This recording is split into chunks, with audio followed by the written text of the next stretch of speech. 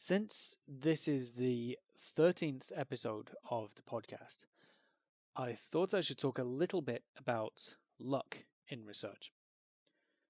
Undoubtedly, there is an element of chance in any kind of research, and history is full of stories of accidental discoveries in all kinds of fields.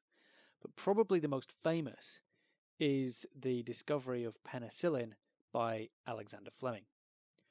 You've probably heard the story before, but essentially what happened is that some bacterial samples got contaminated by mold, and Fleming noticed that there was no bacterial growth in the area around the spots of contamination.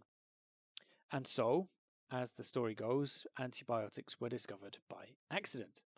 But this is a severely abridged version of what actually happened. Obviously, in this version of the story, we're skipping out a huge amount of work that must have happened after that initial discovery, but it's the element of luck that I want to focus on. By attributing the discovery to luck or accident or chance or fate, this simplified version of events to some extent seems to trivialize Fleming's role. Any other researcher might have seen the contamination as bad luck and become frustrated and thrown the samples away. But Fleming became curious and not only followed that curiosity, but also had the skill as a researcher to systematically figure out what was going on and reproduce the effect.